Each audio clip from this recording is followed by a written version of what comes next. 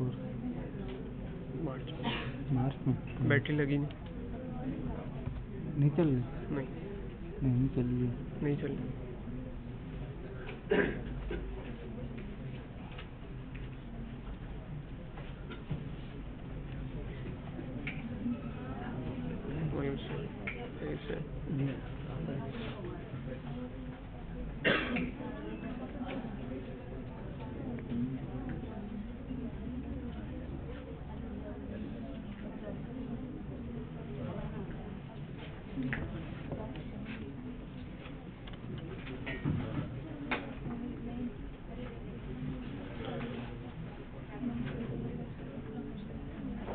Projector बंद कर दिया।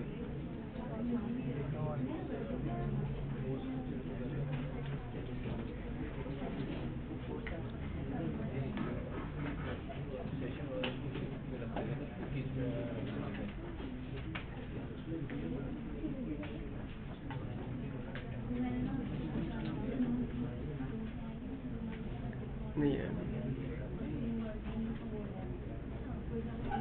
वो 2 पिन दे दो।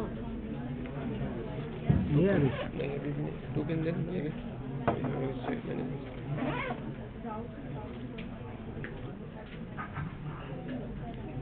अच्छा जी, स्टार्ट करते हैं। लास्ट टाइम हमने कोऑर्डिनेटर का जो है वो बेसिक स्ट्रक्चर और कॉन्फ़िगरेशन का फोल्डर देखा था कि उसके अंदर कॉन्फ़िगरेशन के अंदर हमारे पास फाइल्स जो हैं वो उसमें क्या क्या डेटा जो है वहाँ मौजूद है। फिर हमने एक कंट्रोलर बनाया था सिंपल, और उसके बाद उसको हमने कॉल किया था और फिर उसके अंदर एक व्यू को लोड करवाया था। फिर हमने बात की थी कि अगर आपके पास व्यू के ऊपर कोई वेरिएबल पास आउट करना है तो उसका तरीका ये कि जब हम this dot load dot view करते हैं, यानी कि व्यू को जब हम लोड करते हैं, हाँ आ जाएगा, तो वहाँ पर हम सेकंड पैरामीटर में वो वेरिएबल का नाम पास करते हैं जो हमने व्यू के ऊपर इस्तेमाल करना है।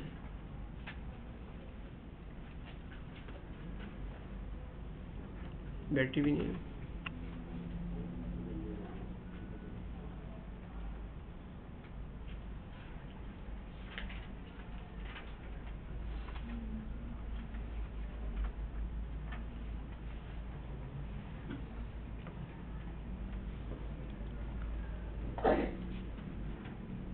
अच्छा ये बताएंगे, किसी ने, मैंने लास्ट टाइम कहा था कि इस पे ज़रा एक हेडर और फुटर बनाइएगा, किसी ने बनाया?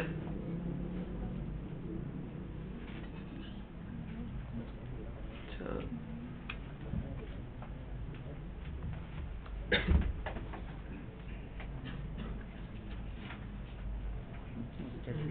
कुछ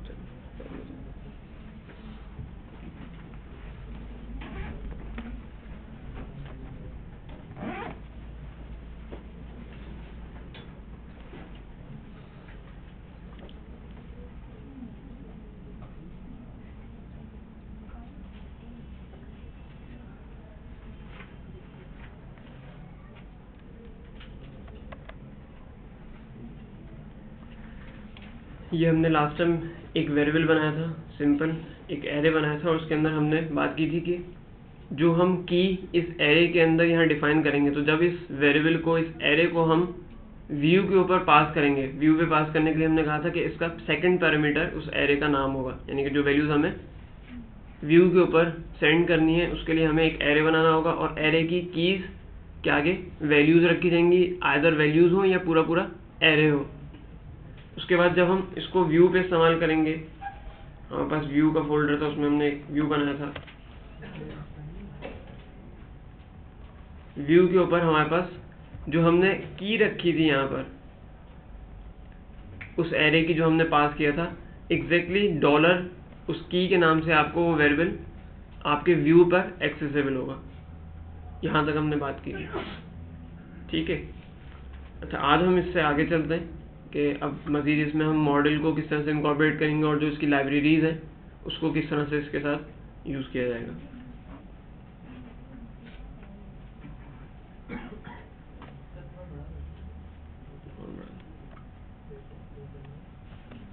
ठीक है, जी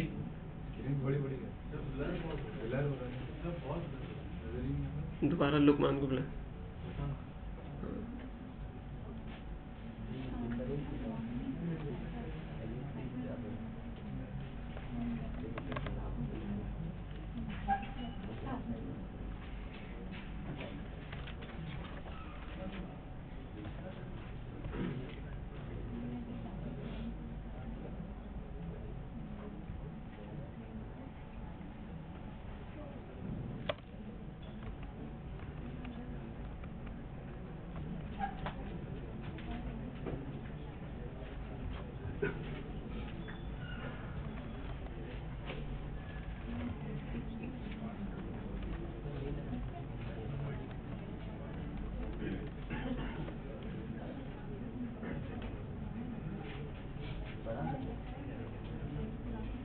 थोड़ा सा इसको पीछे करें ना तो ताकि स्क्रीन और मजीद बड़ी हो सकता है।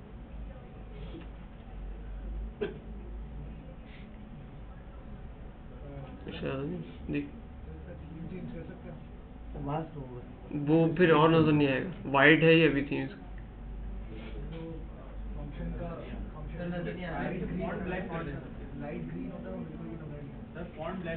किसका एक और एडिटर में बस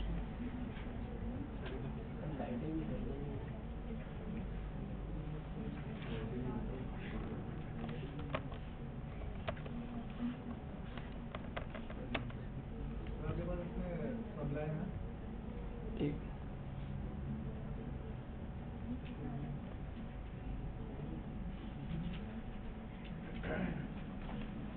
वीडियो बन रही है जी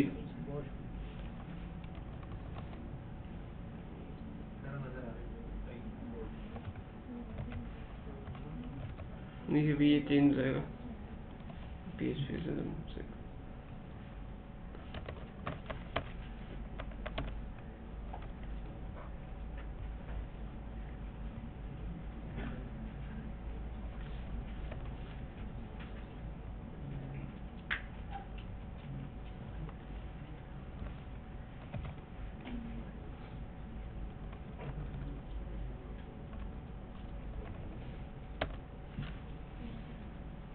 सही है भी ये इसको मैं मज़ीद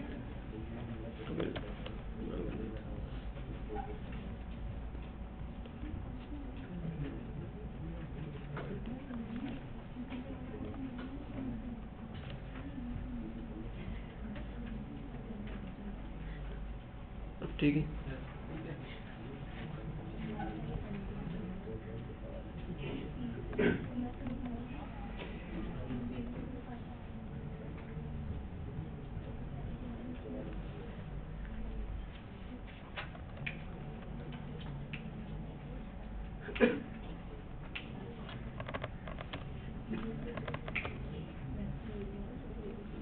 ये भी ठीक है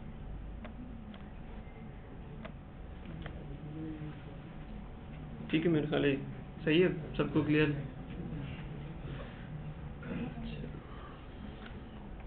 अच्छा जी अब हम एक मॉडल बनाने जा रहे हैं जिसको हम अपने पास कंट्रोलर में यूज़ करेंगे। अच्छा इसके अंदर जिस तरह हमने कंट्रोलर बनाया था उसकी कुछ रिस्ट्रिक्शंस कह लें या उसका एक पैटर्न कह लें, इसी तरह मॉडल का भी एक पैटर्न है जिसके ऊपर आपको अपना मॉडल लिखना होगा। जो आपके पास यहाँ पर भी जो क्लास नेम है एग्जैक्टली वही जो है वो फाइल नेम हो, पहली चीज़। दूसरी चीज़ ये कि ये भी एक्सटेंड करेगा इसका हाँ करेगा इसका डिफ़ॉल्ट मॉडल जिसका नाम है CI_मॉडल।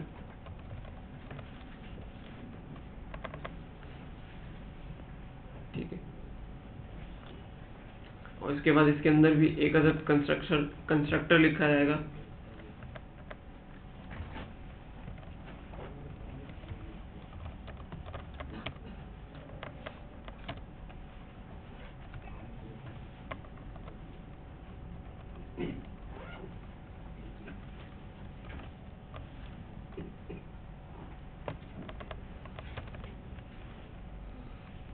ठीक है जी अच्छा, अब यहाँ पर नॉर्मली जो हम मॉडल बनाते हैं, तो हमने बहुत पहले भी बात की थी और आज दोबारा इसको हम रिपीट करते हैं कि हम मॉडल में नॉर्मली अपने बिजनेस लॉजिक को और अपने डेटाबेस से रिलेटेड जितने काम हैं वो हम मॉडल की इस क्लास के अंदर परफॉर्म करते हैं। ठीक है। अच्छा, यहाँ पर दो चीज़ें हैं जो मैंने अभी यहाँ पर नाम लिए, इसको मैं मज़ीद अगर एक्सप्लेन करना चाहूँ।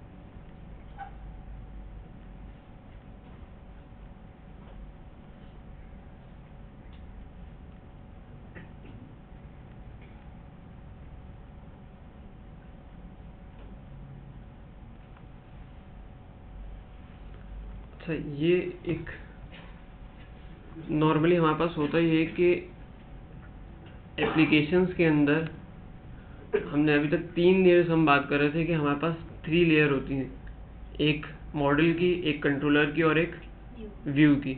ठीक है। व्यू जो है वो डिसाइड करता है, सॉरी, व्यू जो है वो कंट्रोलर से कम्युनिकेट करता है, कंट्रोलर व्यू से कम्युनिकेट करता है। और कंट्रोलर का काम, जो बीच में जो लेयर है जो यहाँ पर है, कंट्रोलर डिसाइड करता है कि मुझे कौन सा व्यू लोड करवाना है किस वक्त। अच्छा, जब कोई प्रोसेसिंग परफॉर्म होती है या कोई भी इवेंट अकर होता है व्यू के ऊपर, यानी कस्टमर या क्लाइंट जो एंड यूजर है आपका कहीं क्लिक करता है, तो वो जो क्लिक या जो एक्शन परफॉर्म कर रहा है उसके बाद उसकी रिक्वेस्ट है वो सबसे पहले आती है कंट्रोलर के ऊपर। कंट्रोलर उसको लेकर कम्युनिकेट करता है मॉडल से। अच्छा, अब यहाँ पर एक नॉर्मली एक लेयर यहाँ पर रखी जाती है जिसको हम कह रहे हैं कि मैंने यहाँ पर नाम दिया उसको बिजनेस लेयर, और नॉर्मली इसको लोग बिजनेस लेयर ही कहते हैं, बीएल या बिजनेस लेयर इसको कहा जाता है। इसके अंदर काम ये होता है, इस वक्त हमारे पास कोऑर्डिनेटर के अंदर बिजनेस लेयर नाम की कोई चीज़ मौजूद नहीं है। होता है कि जो भी आपकी लॉजिक है, कोड की लॉजिक, या यूं समझ लें कि जो आपकी एप्लीकेशन की लॉजिक है वो इस बिजनेस लेयर के ऊपर लिखी जाती है, और फाइनली उस लेयर के ऊपर जो रूल्स या सेट ऑफ रूल्स जो भी परफॉर्म होते हैं वो इस लेयर के ऊपर होते हैं, जिसको मैं बिजनेस लेयर कह रहा हूँ। उसके बाद फाइनली वो वैल्यूज हैं वो डीबी के अंदर उस लॉजिक के बिहाफ के ऊपर जाकर आपके डेटाबेस से कम्युनिकेट करती है, यानी मॉडल से कम्युनिकेट करती है। लेकिन बिजनेस लेयर को यूज जो है, फॉर एग्जाम्पल मैं मिसाल दूं यहाँ पर कि मेरे पास एक HR टूल है, फॉर एग्जांपल एक HR का एक टूल है। HR के ऊपर उसने पेरोल के ऊपर किसी कस्टमर ने आपके एक लिंक था, उसको वहाँ पर एक पेरोल पे या फिर उसके अटेंडेंस के ऊपर कि भाई मुझे इसकी उसने एक आईडी दी, एम्प्लॉय आईडी दी। उसने कहा कि मुझे इसकी पूरे मंथ की आईडी और उस अटेंडेंस के बिहाफ के ऊपर मुझे उसकी सैलरी कैलकुलेट करके दो। एक सिनेरियो है सिंपल सा कि आपके पास एक क्लाइंट एंड के ऊपर आपने एप्लीकेशन बनाई हुई है, पेज के ऊपर आप एम्प्लॉय आईडी इंसर्ट करते हैं, उस आईडी को लेकर कंट्रोलर जो है वो मॉडल को सेंड करता है। मॉडल के ऊपर आपने लेट से फंक्शन कॉल किया कि जी get attendance of this employ, ठीक है, एक मेथड आपने कॉल किया सिंपली जो मॉडल में लिखा हुआ है। अच्छा, उसके बाद वो उसकी इन्फॉर्मेशन सारी निकालता है। उस इन्फॉर्मेशन को निकालने के बाद अब उसकी सैलरी कैलकुलेट होनी है ऑन द बिहाफ ऑफ उसके अटेंडेंस कि कितनी लेट्स हैं, कितने हॉलीडेज हैं, अगर हॉलीडेज हैं तो गैजेटेड हॉलीडेज हैं या कौन से हॉलीडेज हैं, फिर उसने उसकी लीव सबमिट की है, या पूरा एक प्रोसेस है। अच्छा, यहाँ पर अब जो कैलकुलेशन का जो क्राइटेरिया है या जो पूरा प्रोसेसिंग है वो नॉर्मली हम मॉडल पे भी कर सकते हैं, लेकिन एक प्रैक्टिस ये है कॉमन कि नॉर्मली इस तरह की प्रैक्टिस मॉडल में नहीं की जाती। इससे हम एक और बिजनेस लेयर एक और बनाते हैं जिसको मैंने कहा, जो कि डेटा अटेंडेंस निकाली, अटेंडेंस पूरी की पूरी अटेंडेंस आ गई, उसने पूरी उसकी लिस्ट दे दी उसको। अब इसके ऊपर डिसीजन लेना है कि जी इसकी सैलरी कितनी बनेगी। आपने सैलरी भी निकाल ली, उसकी टोटल ग्रॉस सैलरी कितनी है या बेसिक सैलरी कितनी है, उसके ऊपर फिर अब आपने अटेंडेंस के बिहाफ पे, यानी जो डेटा आपने फेच किया है, एक तो अटेंडेंस का डेटा प्लस उसकी सैलरी है, अब इन दोनों को मिलाकर आपने उसकी इस मंथ की सैलरी कैलकुलेट करनी है। ऐसे ही होगा। अब ये वाला जो काम है, जो प्रोसेसिंग का काम है, जो डिसीजन मेकिंग का काम है, वो हम चाहें तो मॉडल में भी कर सकते हैं, लेकिन नॉर्मली लोगों की एक प्रैक्टिस होती है कि वो मॉडल में नहीं करते हैं। कर सकते हैं, लेकिन एक इस काम के लिए एक अलग से लेयर बनाई जाती है जिसको मैं यहाँ पर अगेन बिजनेस लेयर कह रहा हूँ। और वो ये सारा वो डेटा फैच करेगा डेटाबेस और उसके बाद उसको सेंड कर देगा इस बिजनेस लेयर को। और यहाँ पर अब उसकी सारी कैलकुलेशन, सारी मैनिपुलेशन जो भी करनी है, और उसके बाद एक फाइनल जो वैल्यू होगी कि भाई 10,000 सैलरी है, इसने 2 छुट्टियाँ की तो 500 रुपये कट गए और 9,500 जो है उसकी फाइनल इस मंथ की सैलरी बनी। ये वैल्यू जो है 9,500, ये फिर मॉडल वापस कंट्रोलर को सेंड करेगा और फिर कंट्रोलर लेकर उसको वहाँ पर डिस्प्ले दिखा देगा व्यू के ऊपर। ये इसकी नॉर्मल एक साइकिल होती है। अब यहाँ पर ये जो बिजनेस लेयर वाला पार्ट है, ये कोऑर्डिनेटर में अलग से इसको सेपरेटली वो कहीं डिफाइन नहीं किया जाता, वो भी आप अपने मॉडल्स में ही रखते हैं। नॉर्मली हमारे पास दूसरे इसके अलावा जेंड के अंदर बिजनेस लेयर अलग से डिफाइन की गई है उसके फ्रेमवर्क के अंदर, लेकिन कोऑर्डिनेटर या इस तरह के जो दूसरे PHP के एक सिम्फनी, इसके अंदर मॉडल से ही वो ये सारा काम, प्रोसेसिंग का काम भी मॉडल से लेते हैं। यानी इन फ्रेमवर्क्स में बिजनेस लेयर नाम की कोई चीज़ एग्जिस्ट नहीं करती। जी सर, मैं कह रहा था ये कंट्रोलर में क्यों नहीं रखते थे? मॉडल से डेटा गेट करने के बाद वो भी तो ये जितने भी मैथमेटिकल एल्गोरिथम्स हैं, फंक्शंस हैं, वो परफॉर्म कर सकते हैं। अभी हम इसकी एग्जांपल देखते हैं, फिर आपको समझ आएगा। कंट्रोलर में रखने में कर सकते हैं, देखिए करने को तो आप व्यू पे भी कर सकते हैं जाके। मैंने आपको PHP मैंने आपको बहुत शुरू में बताया था, PHP इतनी शरीफ लैंग्वेज है, कुछ कहती नहीं है। आप जहाँ मर्जी जिस तरह मर्जी इसको मोड़ तोड़ लें, ये कुछ भी नहीं कहती। करने को हम व्यू पे भी कर सकते हैं, एक स्टैंडर्ड की बात कर रहा हूँ। अच्छा जी, यहाँ पर मैंने एक मॉडल बनाया है, सर्वे मॉडल, और उसको मैंने एक्सटेंड करवा और उसके बाद इसके अंदर वही डिफ़ॉल्ट एक कंस्ट्रक्टर लिखा है। इसके बाद हम इसके अंदर एक मेथड बनाते हैं, पब्लिक गेट सर्वे।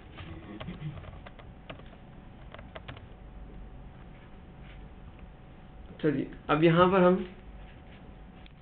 हमें सर्वेज उठाने, गेट लिट से मैं एक मेथड बना रहा हूँ जो कि तमाम सर्वे रिटर्न करेगा। अच्छा, अब कोऑर्डिनेटर जो है वो 3-4 तरह से आपको एंटरटेन करता है कि आप जब डेटाबेस से कम्युनिकेट करें तो चाहें तो आप कोऑर्डिनेटर का ORM यूज़ कर लें या फिर खुद से क्यूरी लिख के उसको एग्जीक्यूट करवा के डेटा ले लें। अच्छा, अब यहाँ पर एक नई चीज़ जो यूज़ की जाएगी वो है ORM, ऑब्जेक्ट रिलेशन मॉडल। हर फ्रेमवर्क आपको एक बहुत पावरफुल ORM प्रोवाइड करता है, जो आपसे ये कहता है कि आप अपनी क्यूरी ना लिखें, इतनी जहमत ना करें, आप सिर्फ मुझे बता दें कि आपको कहाँ से डेटा क्या क्या चाहिए और उसके रिलेशन किन टेबल्स के साथ हैं। आप रिलेशन डिफाइन कर देते हैं, आप अपने कॉलम्स डिफाइन कर देते हैं, और आप अपनी लॉजिक, वेयर का क्लॉज, जिस तरह ये सारी चीज़ें आप उस ORM को बता देते हैं, और ORM बैकएंड पे खुद से क्यूरी जनरेट करता है और उसके बाद आपको उसका डिजायर्ड आउटपुट जो आपको रिक्वायर्ड होता है वो रिटर्न कर देता है। हम दोनों तरीके देखते हैं कि ORM को किस तरह यूज़ करेंगे, और अगर हम अपनी क्यूरी लिखें तो उसको किस तरह से यूज़ करेंगे। पहले हम अपनी क्यूरी लिख लेते हैं, उसके बाद ORM पे जाते हैं। फॉर एग्जाम्पल मैंने यहाँ पर लिखा select static from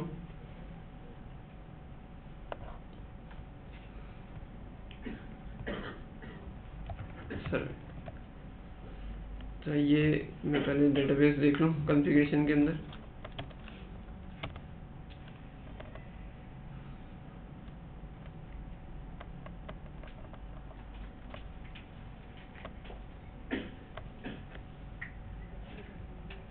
यहाँ पर ठीक है।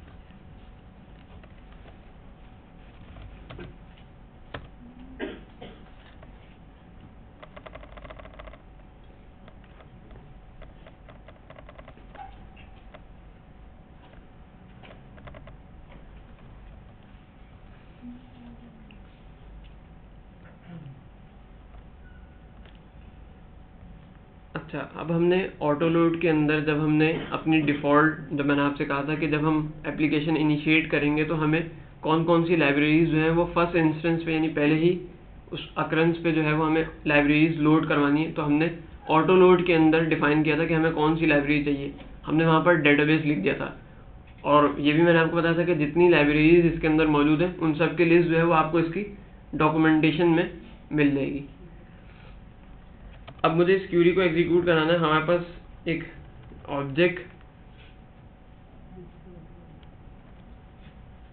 ये अवेलेबल है डेटाबेस का, और इसके थ्रू हम अपनी तमाम क्यूरीज को जो है वो रन करेंगे। इसके पास एक मेथड मौजूद है क्यूरी का, जिसको आप क्यूरी पास कर दें तो ये आपको जो भी आप इसको क्यूरी पास करेंगे उसको एग्जीक्यूट करके आपको उसका एक ऑब्जेक्ट रिटर्न करेगा। अच्छा, पहले मैं इसको कंप्लीट कर लूँ, फिर इसको मज़ीद एक्सप्लेन कर देता हूँ।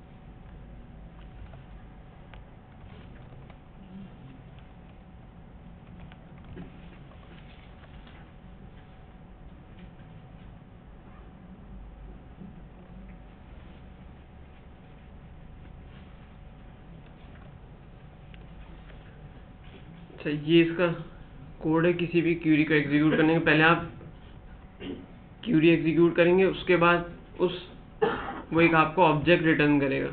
यहाँ पर आपको एक ऑब्जेक्ट रिसीव होगा। उस ऑब्जेक्ट को अब पहला हमारा काम नॉर्मली, अगर इसको हम नॉर्मल वे में देखें तो पहले हम क्यूरी एग्जीक्यूट करते थे, उसके बाद डेटा को फैच करते थे फ्रॉम फैच एरे या फैच एसॉग या जो भी हमने मेथड्स पहले पढ़ चुके, MySQL_fetch। उसके बाद आपको करना ही होगा कि इस ऑब्जेक्ट के साथ ये रिजल्ट का मेथड है जो आप इसको मिला है, ये डेटा फैचिंग के लिए इस्तेमाल किया जा रहा है यहाँ पर, और ये आपको रो बाय रो तमाम डेटा डेटाबेस से फैच करके रिटर्न करेगा, जो कि हमने नॉर्मली इस वेरिएबल के ऊपर स्टोर कर रहा है और उसको फिर एक एरे की फॉर्म में कंप्लीट करने के बाद इस मेथड से रिटर्न किया। ठीक है। अच्छा, अब यहाँ पर क्वेश्चन ये है कि मैंने आपको बताया कि जी $this.db ये इस मॉडल को अवेलेबल है। रीज़न उसका ये कि हमने लाइब्रेरी लोड करवाई थी ऑटो लोड के अंदर, इस वजह से हमें उसका ऑब्जेक्ट इंस्टेंस जो है वो यहाँ अवेलेबल है। this.db का मतलब ये है कि ये इस क्लास का अपना वेरिएबल है, ऑब्जेक्ट है। और ये हमें कहाँ से मिला है? ये हमें मिला है एक्सटेंड किया है जो हमने पेरेंट क्लास, यहाँ से हमें इसको एक्सटेंड करने के रिजल्ट में हमें इस क्लास यानी पेरेंट से हमें ये ऑब्जेक्ट मिला है। क्योंकि हमने यहाँ पर this.db नाम का कोई ऑब्जेक्ट नहीं बनाया, लेकिन ये इस पेरेंट क्लास के पास मौजूद है। इस पेरेंट क्लास को भी इस तरह से पता चला होगा कि इसने ऑटो लोड को रीड किया होगा।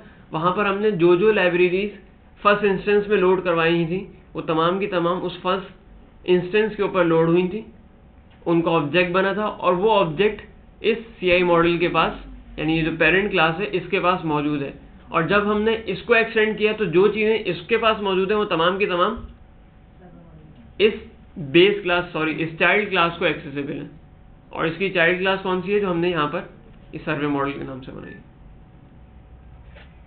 ठीक है, इसमें कोई कंफ्यूजन,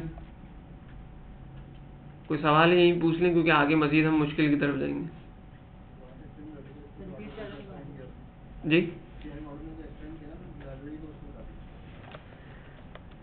अच्छा, ये तो हमने एक क्लास बनाई थी, उसको हमने एक्सटेंड किया था। CI इसका डिफ़ॉल्ट एक मॉडल है, इसको एक्सटेंड किया जाता है। इसको एक्सटेंड करने की भी वजह यह है कि जो चीज़ें हमें इस्तेमाल करनी है इस मॉडल के अंदर और जो चीज़ें हम पहले ऑलरेडी डिफाइन कर चुके हैं मुख्तलिफ कन्फिगरेशन, जैसे ऑटो लोड में हमने बताया था कि हमें डेटाबेस चाहिए, आगे हम सेशन वगैरह भी यूज़ करेंगे या फॉर्म की चीज़ें यूज़ करेंगे। तो उसके जो ऑब्जेक्ट्स हैं वो इस पेरेंट क्लास को एक्सेसिबल होते हैं, यानी जब वहाँ से वो ऑटो लोड या जितनी भी कन्फिगरेशन फाइल हैं, सिर्फ ऑटो लोड नहीं है और जितनी भी फाइलें हैं वो तमाम को रीड करता है। उसके अंदर जो जो हमने इंस्ट्रक्शंस पास की होती हैं उन इंस्ट्रक्शंस को रीड करने के बाद अगर ऑब्जेक्ट बनाना होता है तो ऑब्जेक्ट बनाता है, हेल्पर फाइल्स हैं तो उनको इंक्लूड करता है। वो तमाम काम परफॉर्म करने के बाद इस क्लास को हम जब इसके साथ एक्सटेंड करते हैं तो जो चीज़ें इस पेरेंट क्लास यानी CI मॉडल को एक्सेसिबल हैं वो तमाम की तमाम चीज़ें इस चाइल्ड क्लास को भी एक्सेसिबल होती हैं। और अपनी अंदर क्लास के अंदर यूज़ करने के लिए हमने कई दफ़ा देखा है कि दिस का कीवर्ड इस्तेमाल किया जाता है, $this, और ये उस ऑब्जेक्ट का नाम है जो हमने वहाँ पे यूज़ किया। अच्छा, अब यहाँ पर क्वेश्चन ये हो सकता है कि जी हमें कैसे पता चलेगा कि ये इसका नाम DB है, आपने बताया, या और जो हम मॉडल या क्लासेस या लाइब्रेरीज यूज़ करेंगे उसका ऑब्जेक्ट किस नाम से मिलेगा, और इस ऑब्जेक्ट को कौन कौन से मेथड्स अवेलेबल हैं। मैंने तो क्यूरी लिख दिया, मुझे याद था मैंने लिख दिया, और कौन कौन से अवेलेबल हैं, कहाँ से मिलेंगे। अच्छा, इसका भी जवाब मुख्तसरन ये है, हमारे पास इसकी जो डॉक्यूमेंटेशन है नहीं, वार्डम से नहीं, उसमें नहीं बताएगा।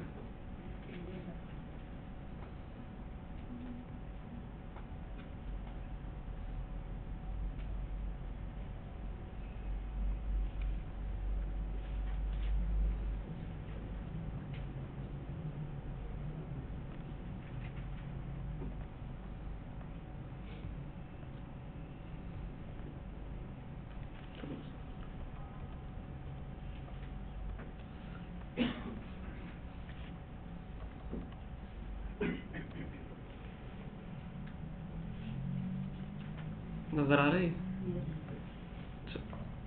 यहाँ पर हमने फिलहाल DB क्लास यूज़ की है। देखें, जब हम DB क्लास यूज़ करेंगे तो या आप इन फ्यूचर जो भी क्लास यूज़ करेंगे, चाहे वो पेजिनेशन की हो या सेशन की हो या कुकीज़ की हो या फॉर्म की हो या URL रीराइटिंग की हो, वट जो भी आप इसकी क्लास या हेल्पर फाइल यूज़ करेंगे उसकी डॉक्यूमेंटेशन आपको कम्प्लीटली यहाँ पर अवेलेबल है। आपको ये तमाम चीज़ें, आप कंफ्यूजन अगर हो तो आप इसको अगर एक नज़र सिर्फ देख लेंगे तो आपको यहाँ पर तमाम चीज़ें समझ में आ जाएंगी कि ये क्या क्या चीज़ें आपको प्रोवाइड कर रहा है। जैसे यहाँ पर अभी मैंने सिर्फ ये यूज़ किया है, standard query with multiple results. ठीक है, तो आपको इसकी डॉक्यूमेंटेशन को रीड कर लीजिएगा अगर आपको इन फ्यूचर आप कोई भी ऐसी क्लास यूज़ करें जो हम यहाँ कवर ना कर सकें। और यकीनन हम यहाँ पे पूरा कोऑर्डिनेटर जितनी इसकी लाइब्रेरीज क्लासेस हैं सब कवर नहीं कर सकेंगे। तो इन फ्यूचर जहाँ जहाँ आपके सिनेरियो वाइज जैसा XML की है रिक्वायरमेंट, या वेब सर्विस आप इन फ्यूचर यूज़ करें, या कर्ल पोस्ट यूज़ करते हैं, या आप फेसबुक से इंटीग्रेशन करते हैं, इस तक की लाइब्रेरीज इसके अंदर मौजूद हैं। तमाम चीज़ें ट्विटर से इंटीग्रेट करते हैं, उसकी लाइब्रेरीज मौजूद हैं। कार्ड यूज़ करते हैं, पेमेंट गेटवे यूज़ करते हैं, उसकी लाइब्रेरीज इसके अंदर मौजूद हैं। तमाम चीज़ें, तमाम क्लासेस इस कोऑर्डिनेटर के अंदर ऑलरेडी बनी हुई हैं। तो उनको किस तरह से यूज़ करना है, कि क्या उसके पैरामीटर्स होंगे, क्या ऑब्जेक्ट्स होंगे, तमाम की तमाम डॉक्यूमेंटेशन आपको यहाँ इसके अंदर बहुत अच्छे तरीके से मिल जाएगी। फॉर एग्जाम्पल जैसे ये कार्ड है, अब ये कार्ड की क्लास इसके अंदर मौजूद है, अब इसको यूज़ करना है। फॉर एग्जाम्पल इन फ्यूचर आप यूज़ करते हैं तो पहले इसको लोड किया, उन्होंने बताया कि initialize the shopping cart class in your controller, आपको ये लिखना है।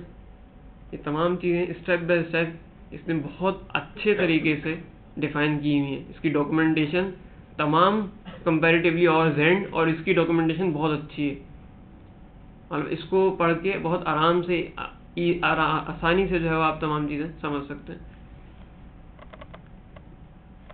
तमाम चीज़ें इसके अंदर यहाँ पर ये देखें।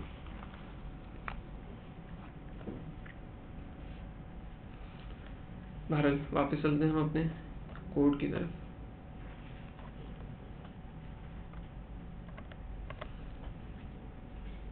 ठीक है, तो यहाँ से आपको इसकी तमाम लिस्ट जो है वो डॉक्यूमेंटेशन के अंदर मिल जाएगी।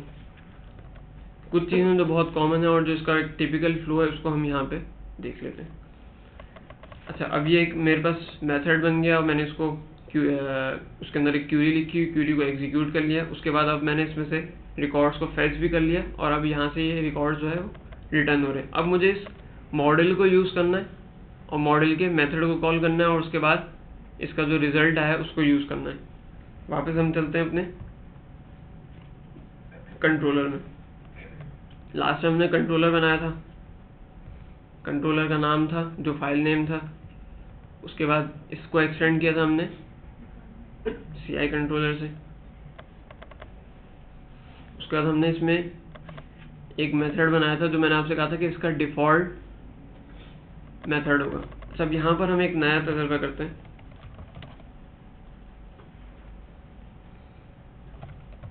मैं एक और यहाँ पर इसी कंट्रोलर के अंदर एक और मेथड बनाता हूँ और उसको मैंने नाम दिया सर्वे।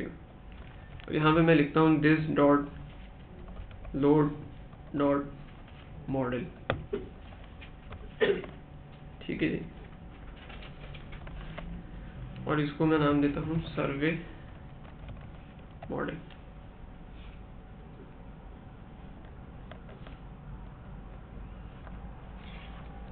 इससे पहले एक और बात मैं बता दूँ, यहाँ पे मैं सिंपली एक इको मैसेज लिखता हूँ।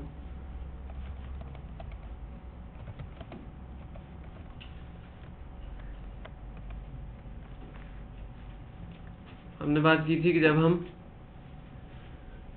ये इसका हमने होम जो है वो डिफ़ॉल्ट कंट्रोलर बनाया था राउट्स की फाइल में जाके। अगर आप लोगों को याद हो, एक दफ़ा इसको फिर देख लेते हैं। कॉन्फ़िगरेशन के अंदर रूट्स की फाइल थी और इसके अंदर हमने अपना डिफ़ॉल्ट कंट्रोलर डिफाइन किया था। ये default controller is equals to home. अब जब आपकी एप्लीकेशन स्टार्ट होगी, यानी जब आप इसका रूट फोल्डर हिट करेंगे तो सबसे पहले जो कंट्रोलर हिट होगा वो होम होगा, जो कि हमारे पास ये है। और होम के अंदर इंडेक्स का मेथड जो होता है, अगर आप कोई बताए नहीं कि कौन से आपको पेज पे जाना है, तो इसका जो इसके अंदर वो डिफ़ॉल्ट इंडेक्स का मेथड सर्च करता है और उसको फिर कॉल किया जाता है। इंडेक्स के अंदर हमने एक एरे बनाया था और एक व्यू लोड कराया था और उसके ऊपर अपनी वैल्यूज़ को पास किया था, और ये हमारे पास इंडेक्स के मेथड की वजह से आ रहा है। ठीक है, अच्छा यहाँ पर अब मैं इस URL को चेंज करता हूँ index.php। तो भी मेरे पास अभी जो हिट हो रहा है वो ये होम कंट्रोलर ही है और उसके अंदर जो पेज आ रहा है वो इंडेक्स का ही है। अब यहाँ पे मैं अगेन स्लैश करके index.php के बाद मैंने लिखा है स्लैश, और इसके बाद मैं दे रहा हूँ डायरेक्ट उस कंट्रोलर का नाम जो मैं हिट कर रहा हूँ, जिसका नाम है होम। जब मैंने होम लिख के एंटर किया तो अब भी ये कहाँ पर है, उसी डिफ़ॉल्ट कंट्रोलर होम के कंट्रोलर के ऊपर है, और उसका जो मेथड कॉल हो रहा है वो अभी भी index.php ही कॉल हो रहा है। जब तक मेरे पास URL जो है वो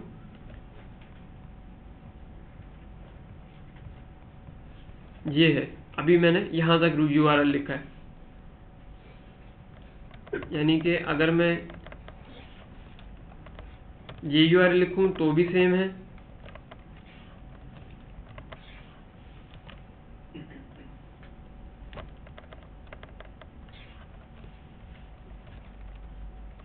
ये URL लिखूं तो भी सेम है, और ये URL लिखूं तो भी सेम है। इन तीनों का जो एक्शन है या जो इसकी वर्किंग है वो सेम लोकेशन को पॉइंट कर रहा है।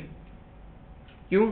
अगर मैं सिर्फ इस फाइल को हिट करता हूँ तो रूट्स की फाइल में डिफ़ॉल्ट कंट्रोलर होम डिफाइन किया हुआ है, इस वजह से ये डायरेक्ट होम के ऊपर जाके हिट कर रहा है। जब मैं इंडेक्स के ऊपर आ रहा हूँ तो इंडेक्स को मालूम है कि इसका डिफ़ॉल्ट कंट्रोलर क्या है, और जब मैं खुद से डिफ़ॉल्ट कंट्रोलर लिख रहा हूँ तो भी उसी जगह पे जा रहा है और इंडेक्स के मेथड को हिट कर रहा है। अब मैं इसके बाद होम के बाद एक और स्लैश डाल के इंडेक्स लिखता हूँ।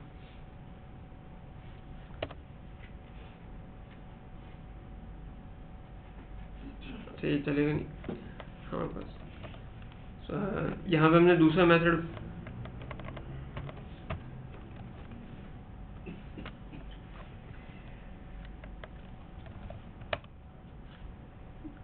होम के बाद मैंने इंडेक्स लिखा है, तो अब भी मेरे पास हिट जो है वो इस कंट्रोलर के इस मेथड के ऊपर जा रही है। अब मैं यहाँ पर इसी कंट्रोलर के अंदर अपने दूसरे पेज के ऊपर हिट करना, दूसरे मेथड के ऊपर इसको भेजना चाहता हूँ। तो अब मेरा जो मेथड है, सॉरी जो URL है वो ये होगा, यानी एक ही कंट्रोलर से आप मल्टीपल पेजेस भी लोड करवा सकते हैं। कंट्रोलर एक ही है होम, लेकिन होम के बाद मैंने सिर्फ मेथड का नाम चेंज किया यहाँ पे। लेकिन यहाँ पे मेरे पास कंट्रोलर होम ही है, लेकिन अब पहले डिफ़ॉल्ट इंडेक्स कॉल हो रहा था, अब मैंने चेंज कर दिया और अब मैं यहाँ पर सर्वे को हिट कर रहा हूँ, तो अब उस इंडेक्स में नहीं जा रहा, वो इस मेथड के अंदर आ रहा है, और इस मेथड में मैंने जो मैसेज लिखा है वो यहाँ पे आपको नज़र आ रहा है, इट्स सर्वे मेथड। ठीक है, तो ये इसका एक, इस तरह से हम अपने एक ही कंट्रोलर से अपने मुख्तलिफ मेथड्स को कॉल कर सकते हैं, और हर मेथड के अंदर आप डिफरेंट व्यू भी लोड करवा सकते हैं। ज़रूरी नहीं कि एक कंट्रोलर है तो एक ही व्यू हो, और एक कंट्रोलर एक ही पेज को पॉइंट कराओ। एक कंट्रोलर मल्टीपल पेजेस को भी पॉइंट कर सकता है, जो कि ये हो रहा है, और एक कंट्रोलर और उस हर मेथड के अंदर आप डिफरेंट व्यूज़ भी अपनी मर्जी से लोड करवा सकते हैं। जी, बहुत सारे आपने लिंक्स बताए कि CI के अगर हम खाली CI भी लिख दें तो वो भी वही लोड करेगा होम। तो अगर मैं CI के बाद /survey लिख दूं तो वो फिर क्यों नहीं करेगा काम? अच्छा, इसके लिए हाँ, इसके लिए ज़रूरी है कि आपका ये देखें, ये एक पेज है index.php, ये इसकी रिक्वायरमेंट है इस URL में ज़रूर। अच्छा, इसको हम हटा भी सकते हैं, लेकिन इसके लिए फिर आपको htaccess में जाके मॉड रीडायरेक्ट, मतलब इसका रूल लिखना पड़ेगा। तो आप फिर डायरेक्ट सर्वे भी लिख सकते हैं, और जो आप कह रहे हैं वो काम भी कर सकते हैं, लेकिन उसको फिर आपको मैनेज करना होगा उस htaccess से, मॉड रीराइटिंग से। जी, सर यही था कि दूसरे फ्रेमवर्क में index.php नहीं होता। हाँ, इसको ऑप्शनल किया जा सकता है, हटाया जा सकता है, वही अगेन वही बात। ये हटाते हैं या फिर ये नहीं हटाते हैं index को? मतलब अगर नहीं हटाते, नहीं हटाते। नहीं, क्योंकि देखिए, अच्छा अब यहाँ पर ये जो URL बन रहा है, ऑल्दो हम इसमें से इंडेक्स हटा भी सकते हैं, ये URL क्या आपके ख्याल में यूज़र फ्रेंडली या SEO फ्रेंडली URL है? SEO फ्रेंडली है या नहीं है? कितने लोगों का ख्याल है? अच्छा, SEO फ्रेंडली कितने लोगों को पता है होता क्या है?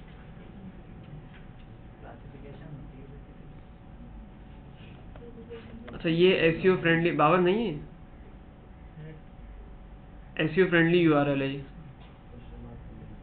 ठीक है, तो यहाँ इसमें आपको फ्रेमवर्क यूज़ करने में एक और यहाँ पर एक एज भी मिल रहा है कि आपका URL जो है वो SEO फ्रेंडली बन रहा है।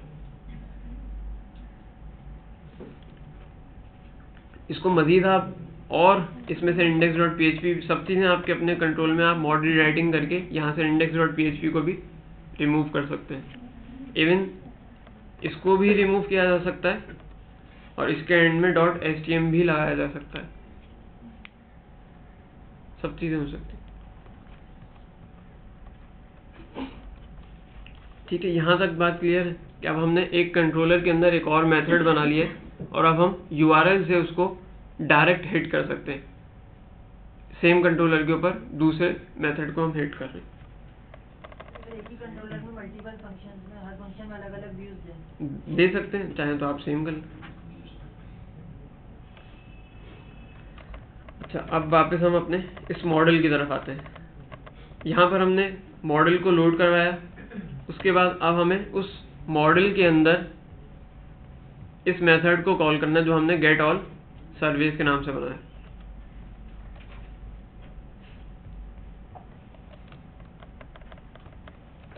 अब जब आपने मॉडल लोड करवाया तो अब आपको यहाँ पर एक ऑब्जेक्ट मिला है जिसका नाम है सर्वे मॉडल,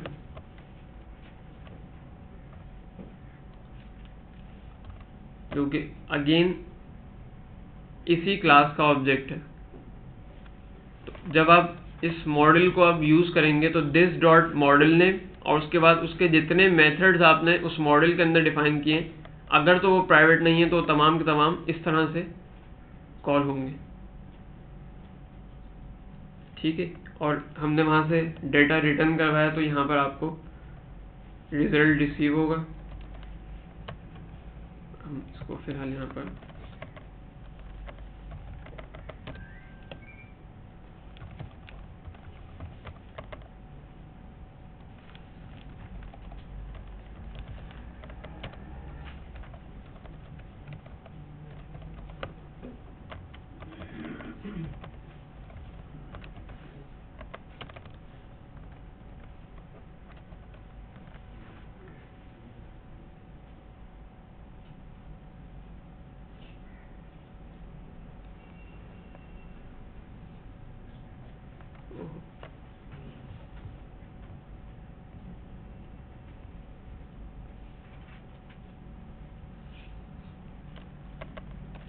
इनफाइनाइट लूप हो गया शायद।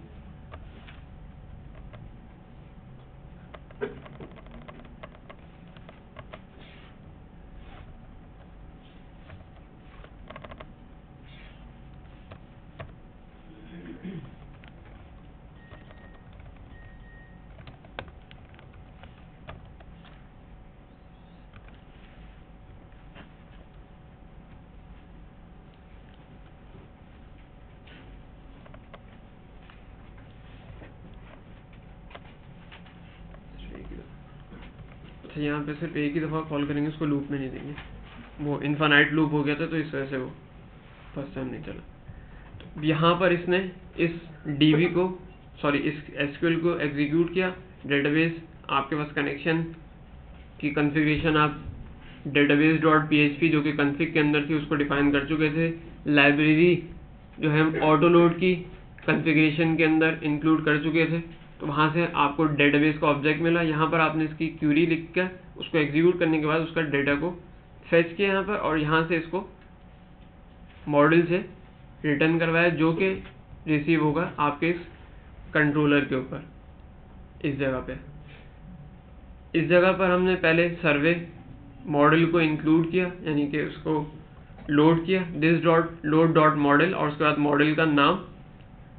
उसके बाद आपको जो मॉडल का नाम है उसी नाम का एक ऑब्जेक्ट रिसीव होता है, और उस ऑब्जेक्ट के थ्रू आप तमाम मॉडल के मेथड्स को कॉल कर सकते हैं जो कि हमने यहाँ पर किया। वो मॉडल अपना काम करेगा और उसके बाद उसने जो डेटा रिटर्न किया है, अब इस डेटा को हम व्यू पे सेंड कर सकते हैं।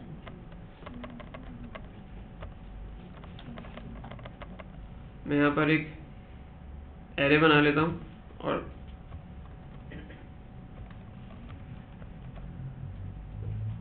उसकी की के ऊपर मैं सर्वे लिस्ट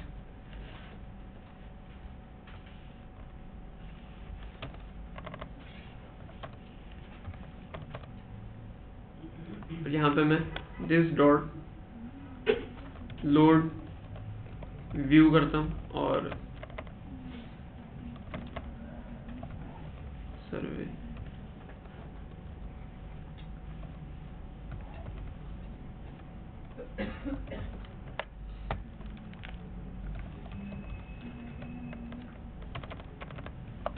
इसके बाद मैं एक व्यू लोड करवाता हूँ सर्वे व्यू का, और उसके ऊपर उस वेरिएबल को जो है वो पास कर देता हूँ जिसको मैंने यहाँ पर ऊपर इनिशिएट किया। ठीक है, कोई कंफ्यूजन यहाँ पे? इसके बाद मैं एक व्यू बना लेता हूँ। यहाँ पे इस व्यू के अंदर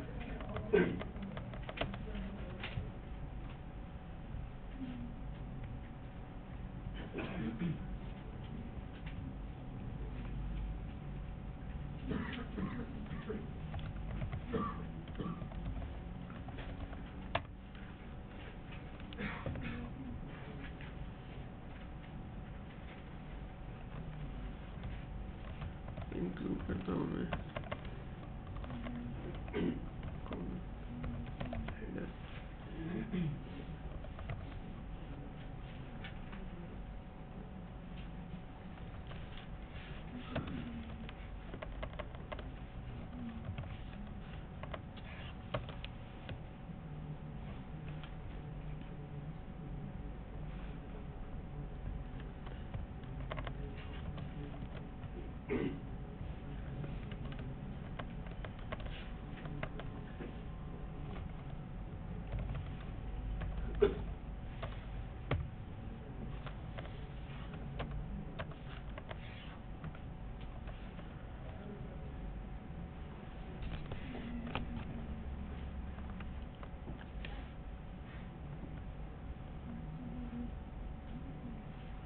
ठीक है। तो अब ये वैल्यूज हैं वो आप कंट्रोलर से व्यू के ऊपर शिफ्ट कर रहे हैं, और वहाँ पर व्यू के ऊपर आप इसको, फिलहाल तो मैंने सिर्फ इसको डंप कर दिया, आप इसको जिस तरह से चाहें यहाँ इस व्यू के ऊपर लिस्ट डाउन कर सकते हैं।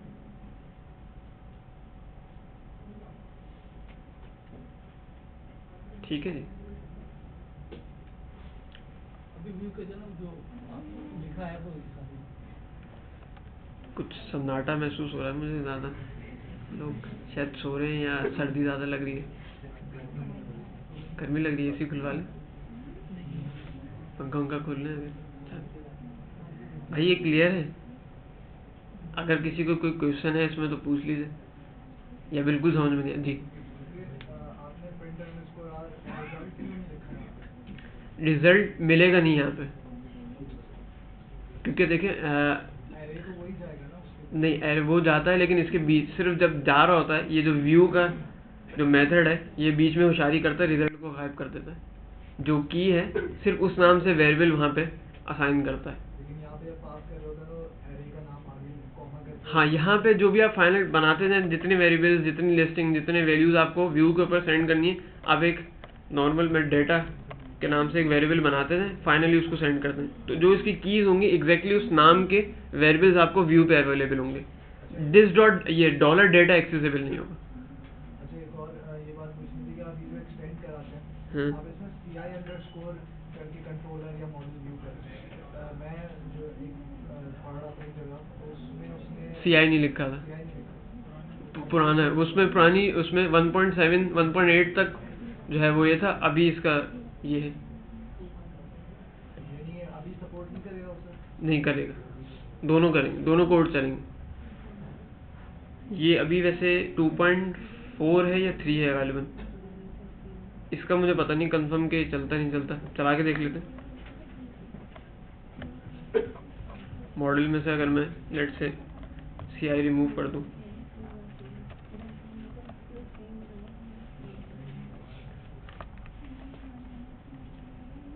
नहीं,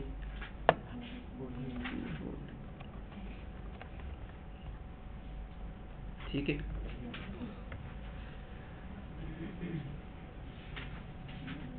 अच्छा, ये तो था मॉडल का आसान यूजेज, और हमने डेटाबेस को जो है वो क्यूरी लिख के हमने इस्तेमाल किया।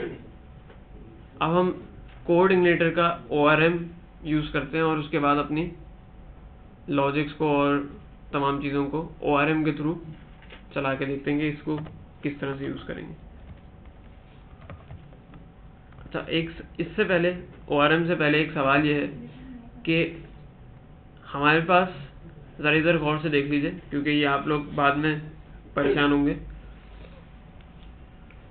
मैंने इस वक्त अभी URL के थ्रू डायरेक्ट कंट्रोलर का इस मेथड को हिट किया है, यही किया था, मतलब होम और फिर स्लैश लिख के सर्वे का नाम दिया जो कि डायरेक्ट इस मेथड को एक्सेस कर रहा है। ऐसे ही था, मुझे इस मेथड में कोई वैल्यू पास करनी है एज अ पैरामीटर। इस मेथड के अंदर मुझे अपनी कोई वैल्यू को पास करना है, तो उसका तरीका ये है कि आप यहाँ पर, चले हम ये दूसरे वाले काम में इसमें कर लेते हैं जिसमें हम ORM यूज करते हैं। यहाँ पे मैं एक और मेथड बनाता हूँ, फंक्शन व्यू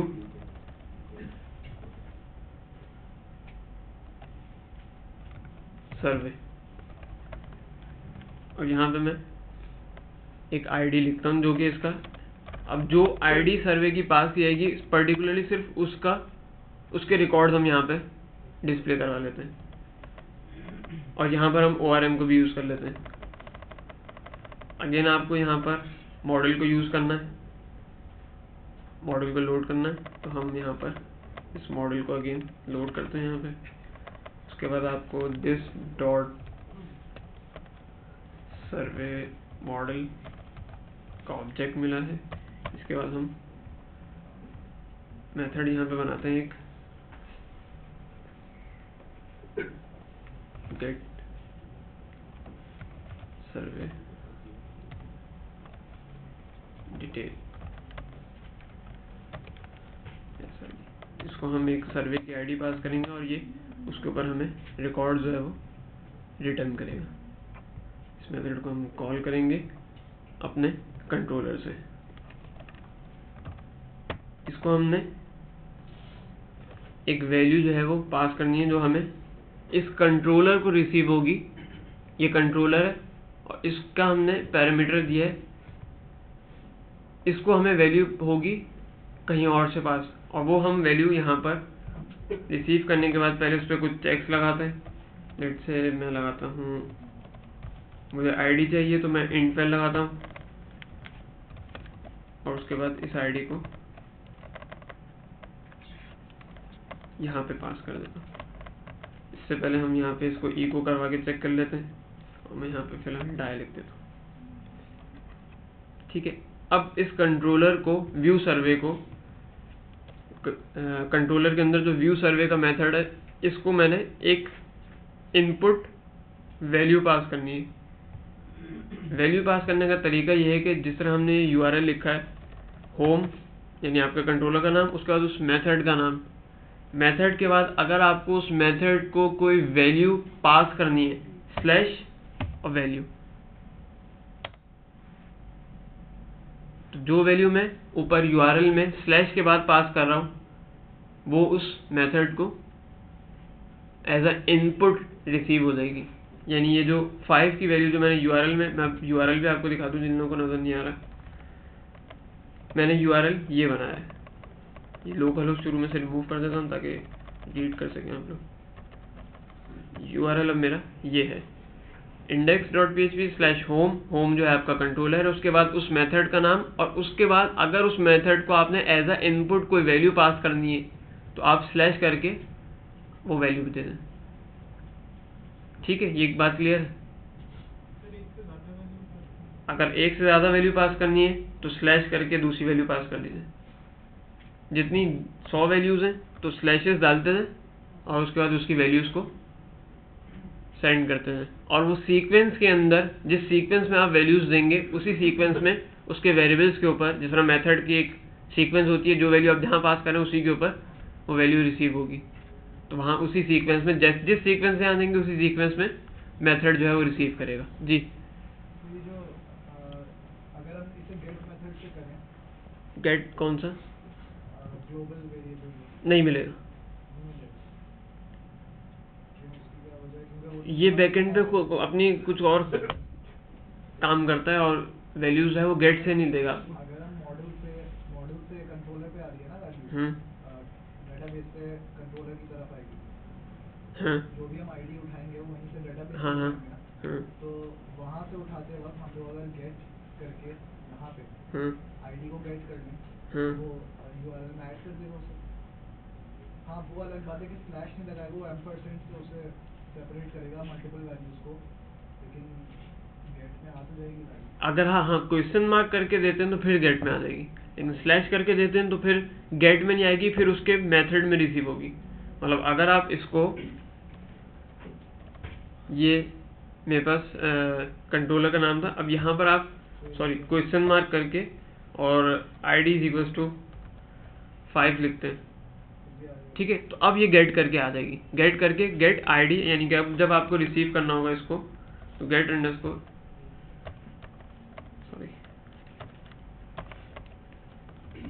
अब आपको यहाँ इस तरह मिल जाए। तो कोड इग्नाइटर जो है वो क्वेरी स्ट्रिंग को करेगा सपोर्ट, लेकिन जब वो आपको सहूलत दे रहा है तो आप क्वेरी स्ट्रिंग में ना जाए, कर सकते हैं, बिल्कुल सपोर्ट करता है सारी चीज़ें अपनी। PHP का कोड वो PHP के कोड की या PHP की लॉजिक को नहीं छेड़ता, आपको सहूलत वो एक तरह से दे रहा है तो आप उसको यूज़ कर लें। तो वो कहता है कि गेट यूज़ ना करें, कर सकते हैं, मतलब ये इसमें कोई वो नहीं है, मसला नहीं है। ठीक है, ये बात क्लियर है। चलिए आगे चलते हैं। अच्छा, अब यहाँ पर हमारे पास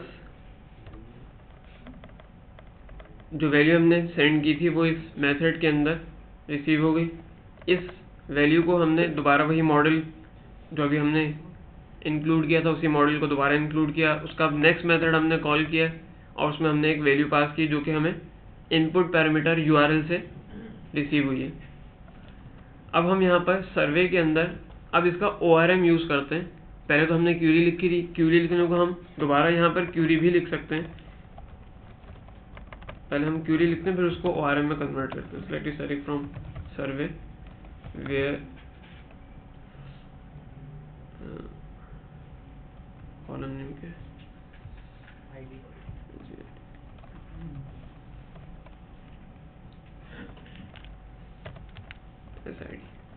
ठीक है जी।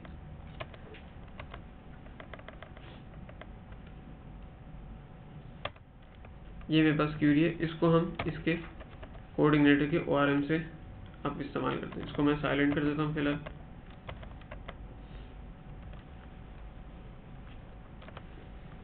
हमारे पास DB का ऑब्जेक्ट मौजूद है।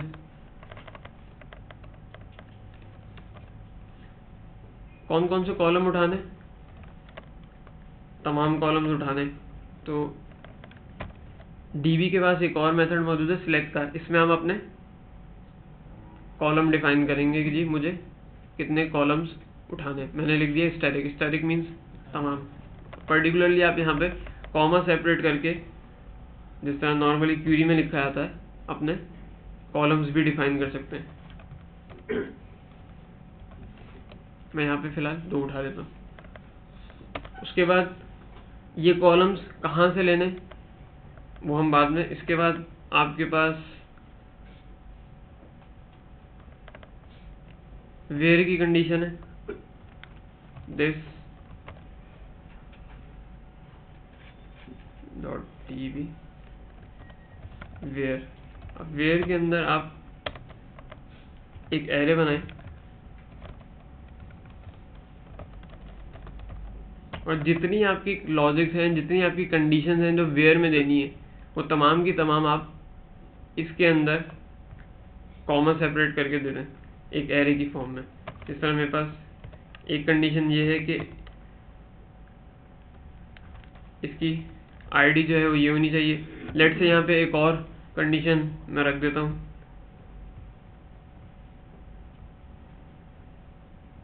इनेबल्ड।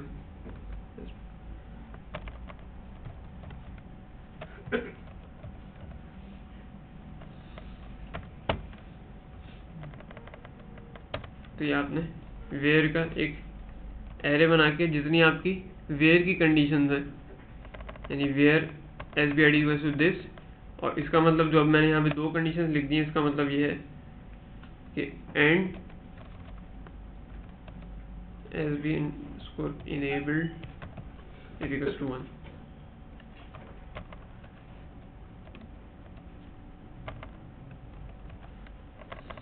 तो ये वेयर की कंडीशन आपने एरे की फॉर्म में बनाई और उसके बाद इस मेथड को यहाँ पर सेंड कर दिया। और उसके बाद और कोई चीज़ रहनी है तो गेट का एक मेथड है जिसमें आप टेबल नेम, अब आपको डेटा को जो है वो गेट करना है फाइनली, और यहाँ पर आप अपना टेबल नेम पास कर दें जिस टेबल से आपको डेटा को फैच करना है। सर्वे हमारा टेबल नेम है तो आप यहाँ पे अपना सर्वे डिफाइन कर दीजिए, पहले कॉलम्स, उसके बाद वेयर की कंडीशन, और फाइनली जब आपको डेटा फैच करना है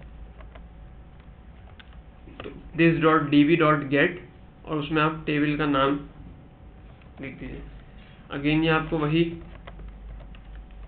ऑब्जेक्ट रिटर्न करेगा और उसको फिर आपने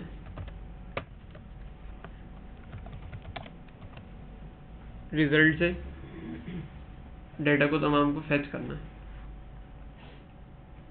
ठीक है। अच्छा, अगेन यहाँ पे एक सवाल ये है कि अब इसके ORM में और कौन सी फैसिलिटीज़ मौजूद हैं, कौन कौन सी चीज़ें मौजूद हैं, इसको हम मज़ीद अभी डिस्कस कर लेते हैं। कुछ इसमें और बहुत सारी चीज़ें मौजूद हैं, चंद एक ये हैं, मज़ीद कौन कौन सी हैं उसको भी अभी हम इस्तेमाल कर लेते हैं। वापस कंट्रोलर के ऊपर चलते हैं, जहाँ पर हमने इस मेथड को कॉल किया था इस जगह पे ये हमें रिज़ल्ट रिसीव होगा। और अब की दफ़ा हम दोबारा एक काम करते हैं, इसको इसी व्यू को लोड करवा लेते हैं।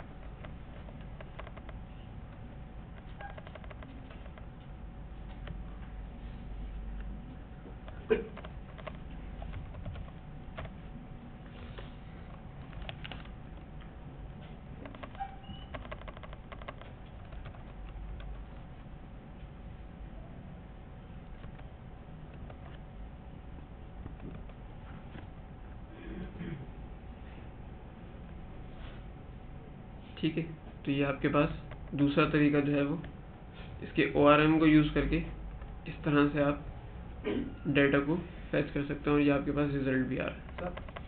सर जो ORM यूज़ किया है, जो गेम में पास करें उसमें SQL फंक्शन यूज़ कर सकते हैं? हाँ, एक्चुअल फंक्शन से मुराद मीन्स मैं कह रहा हूँ जो मेरा पैरामीटर आईडी अगर n में नल हो तो उसको रिप्लेस कर दे उसी कॉलम से, अपडेट करना है। जो मेरे पास पैरामीटर आ रहा है अगर वो नल हो तो उसी कॉलम से वो कर दे, हम करते हैं ना डिकोड वगैरह। कर सकते, ठीक है। अच्छा, अभी तक हम ये डेटा जो है वो सिलेक्ट कर रहे हैं, अगर इंसर्ट, अपडेट या डिलीट करना हो तो उसके लिए कोई चीज़ हमारे पास मौजूद है, यकीनन मौजूद है।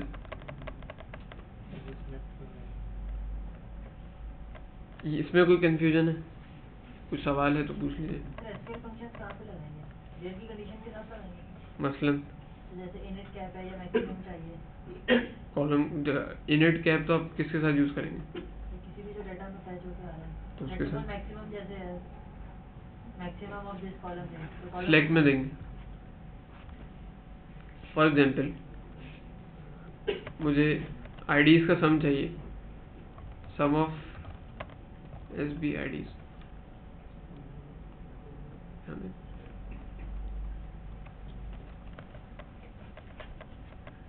अच्छा, यहाँ पर एक चीज़ जो बहुत ज़्यादा यूज़ होती है मैं आपको वो बता देता हूँ।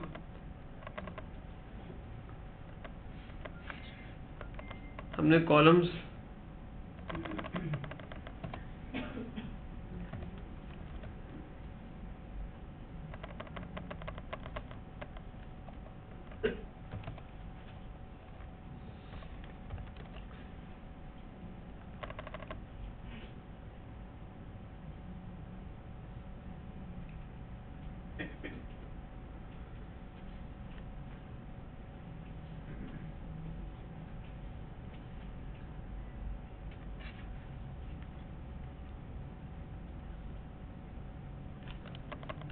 अब मैं यहाँ पर अगर ज्वाइन यूज़ करना चाह रहा हूँ, ORM के थ्रू आप जो है वो अपनी क्यूरी नहीं लिख के आप ज्वाइंस को भी इस्तेमाल कर सकते हैं। मतलब इसके अंदर ज्वाइंस के मेथड और ज्वाइन का तरीका भी मौजूद है कि अगर आपको अपने टेबल्स के दरमियान जॉइन रिलेशनशिप बनाना है तो उसको किस तरह से परफॉर्म करेंगे, इसको देख लेते हैं एक नज़र। इसी एग्जाम्पल की मैं बात कर रहा हूँ। यहाँ पे आपके पास एक और मेथड मौजूद है। पहले आप फ्रॉम लिखें। अब मैं क्योंकि ज्वाइन लिख रहा हूँ तो यहाँ पर आप इस तरह से भी कर सकते हैं। गेट में आप टेबल नेम दे सकते थे, फ्रॉम का भी मेथड मौजूद है, इसको भी आप टेबल नेम दे सकते हैं। Select columns from this table, फिर मैं कहता हूँ कि इसको ज्वाइन कीजिए। ज्वाइन का मेरे पास मेथड मौजूद है। किस टेबल से ज्वाइन करना है, मैं कहता हूँ इसको क्वेश्चन से ज्वाइन करना है, और इसको मैं इसका नाम दे रहा हूँ क्यू। हाँ, बस टेबल का नाम है सर्वे क्वेश्चन। अच्छा, अब ये मैंने कहा कि इसको मैं ज्वाइन करना है, मुझे इन दो टेबल्स को ज्वाइन करना है। तो ज्वाइन जब हम करते हैं तो आप सबको मालूम है कि हम उसके अंदर बताते हैं कि किस कीज के ऊपर हमें, यानी जो फॉरेन की और प्राइमरी की का जो रिलेशन है वो किस की के ऊपर बिल्ड करना है। यहाँ पे आपको सेकंड पैरामीटर इसका देना पड़ेगा, जिस कॉलम के ऊपर आप इन दोनों टेबल्स को ज्वाइन करेंगे, यकीनन एसआईडी। इसका सेकंड पैरामीटर होगा आपका s.sbid इक्वल्स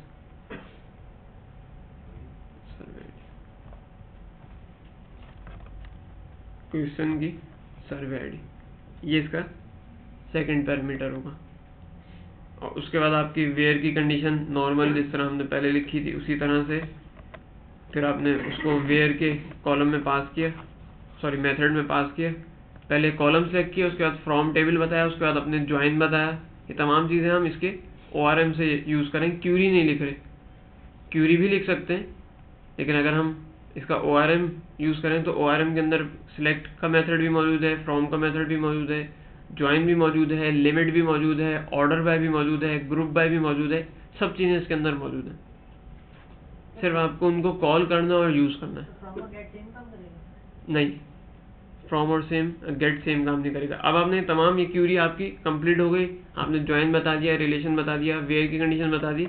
उसके बाद फाइनली आपको अगेन गेट करना। जब आपकी तमाम काम कंप्लीट हो जाए उसके बाद ये गेट मेथड कॉल किया जाता है। गेट को ब्लैंक भी कॉल कर सकते हैं आप, क्योंकि आपने फ्रॉम ऊपर डिफाइन कर दिया तो अब ये क्यूरी जो है वो बना चुका है, और यहाँ पर आप इस गेट को ब्लैंक भी कॉल कर सकते हैं।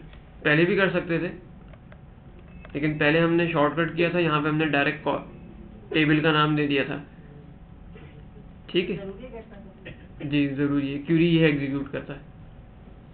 तो भाई इसको एक को करवाएं, एक क्यू को, तो क्यूरी की आ जाएगी हमारे पास? नहीं, ऑब्जेक्ट है ये,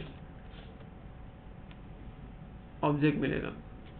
क्योंकि देखिए ये हम नेक्स्ट स्टेप पे इस ऑब्जेक्ट से डेटा को फेच कर रहे हैं। वापस इधर चलते हैं, एक मिनट। चाहिए हमारे पास क्यूरी जो है वो फेल हो गई एज एक्सपेक्टेड।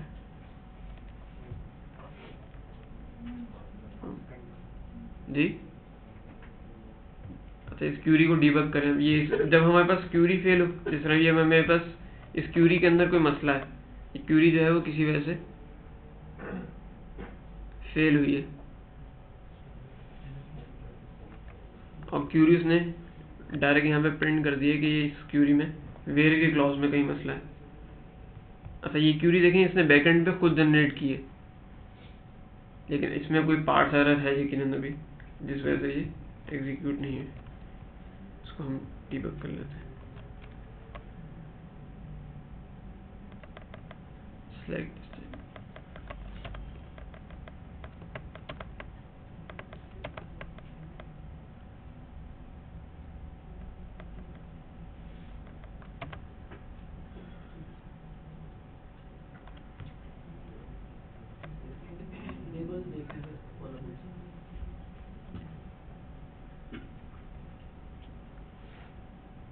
अच्छा,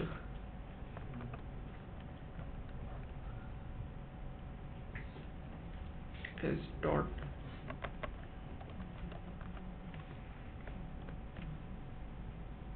ठीक है जी, वो मैंने इसके साथ उसका ये एस नहीं लगाया था जो सर्वे का है।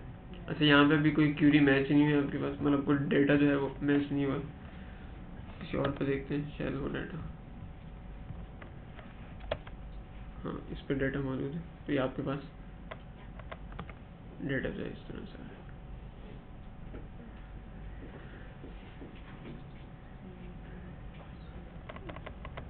इस कोड में किसी को मसला? यकीनन बहुत सारे लोगों को होगा जी। नहीं, ऑन नहीं लिखते, वो खुद ही करेगा जब आप बस टेबल बताएं और कीज बताएं, बस वो ऑन देखें। हमने जब यहाँ पे जब गलती की थी, ये क्यूरी जो हमारे पास ये जो है, इसने खुद बैकएंड पे जो क्यूरी जनरेट की, यकीनन ORM भी बैकएंड पे जाके क्यूरी ही जनरेट करता है। उसने देखें खुद ये तमाम चीज़ें जिस सीक्वेंस में हमने दी थी उसी सीक्वेंस में इसने खुद जाके तमाम चीज़ों को प्लग किया और फाइनल रिजल्ट जो था वो क्यूरी का ये था। अब इसके अंदर सिर्फ हमने जो गलती की थी, यहाँ पे एस नहीं लगाया था, अब ये क्यूरी सही हो गई थी। ठीक है, तो ये पीछे जो है वो उसने ऑन भी खुद लगाया है, ज्वाइन का वर्ड भी खुद लगाया है, फ्रॉम भी खुद लगाया है, सिलेक्ट वेयर की कंडीशन भी खुद उसने जनरेट की है। हमने एक कॉलम दिया था तो एक के हिसाब से मल्टीपल दे रहे हैं तो वो एंड लगा के वो तमाम चीज़ें खुद से मैनेज करेगा बैकएंड। सर इसका ORM Oracle के साथ यूज कर सकते हैं? बिल्कुल कर सकते हैं। लेकिन अभी जो एरर आता है तो पूरी क्यूरी एक्सपोज हो गई, इसी वजह से हमारी एप्लीकेशन इस तरह आएगा तो बंद कर सकते हैं, एक्सेप्शन लगा बंद भी कर सकते हैं। एरर वार्निंग एक मैंने शायद आप लोगों को बताया था कि INI सेट का एक मेथड होता है, INI _set। वैसे ये तरीका सही नहीं है, लेकिन ये कि हाँ पाकिस्तान में सब चलता है, नहीं वैसे भी सही नहीं, पाकिस्तान में भी सही नहीं है।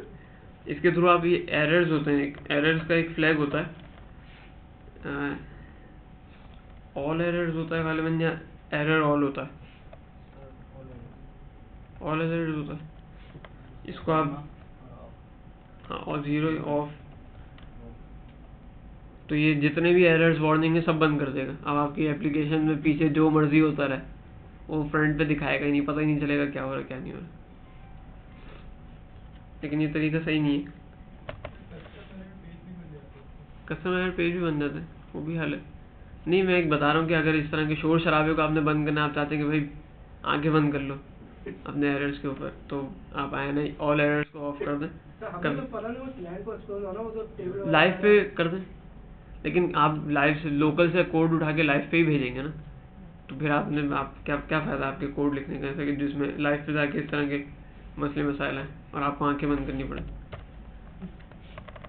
करते नहीं है वैसे। ठीक है, यहाँ तक अगर कोई क्वेश्चन कोई सवाल है तो पूछ लीजिए, फिर हम जी। हाँ और अगर यूज करेंगे तो हमारे पास जिसमें पैरामीटर्स हमने डिफाइन किए, सेलेक्ट, फ्रॉम, ज्वाइन, हाँ हमने क्या यूज कर सकते हैं? क्या चीज़? जैसे हमने यहाँ पर यकीनन कर सकते हैं जी। नहीं, मतलब ये पैरामीटर जो है वो रिजर्व रहेंगे कि हम नहीं जी, नहीं नहीं का मेथड अगर यूज कर रहे हैं नहीं, कैसे रह सकते, अगर करना हो नहीं कर सकते हमने जो लास्ट एग्जीक्यूट किया क्यूरी उसको रीयूज करना है जी। जितने ऑटोमेशन सॉफ्टवेयर हैं जैसे PHP मेकर वाला है, हाँ। ये फ्रेमवर्क क्यों नहीं यूज करते? Auto maker sir automation software जो है PHP के, मसलन सर PHP मेकर्स ले लें या तो वो फ्रेमवर्क क्यों यूज नहीं करते कारण?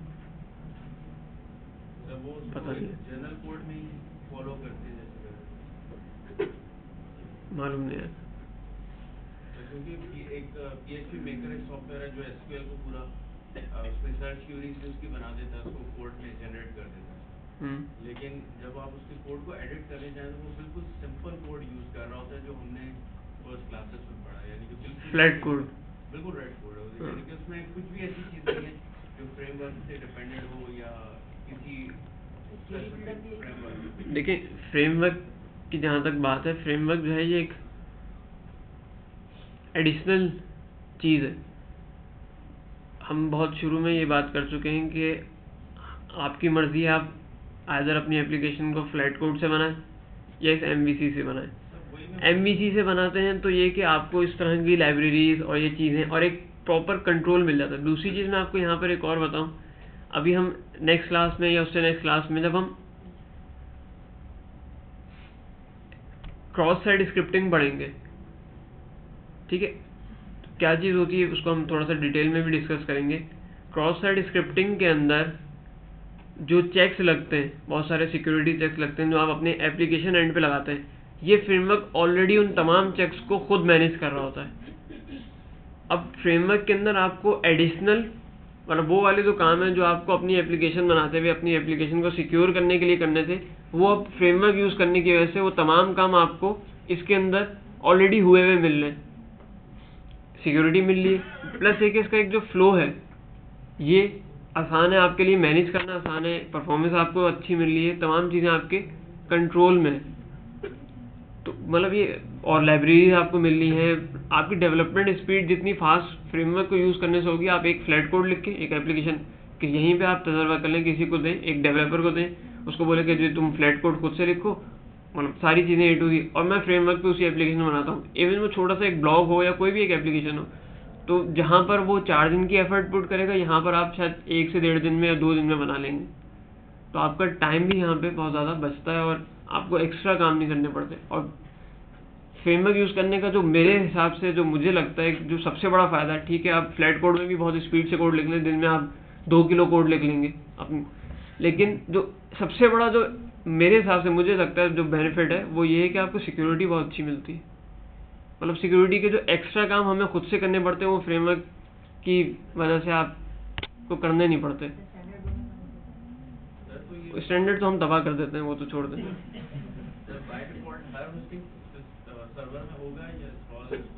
नहीं, बस ये अब आपको जब आप इसको डिप्लॉय करेंगे तो ये आपका ये एप्लीकेशन पूरा ये CI का फोल्डर उठा के एज इट इज ऊपर डाल दें।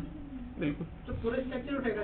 जी पूरा कंप्लीट जाएगा। सिस्टम की फाइल भी जाएंगी इसकी, क्योंकि असल तो फ्रेमवर्क इस सिस्टम के फोल्डर में, सिस्टम और ये एप्लीकेशन का फोल्डर पूरा जाएगा। फिर ये SQL इंजेक्शन को भी सपोर्ट नहीं, SQL इंजेक्शन को नहीं करता। SQL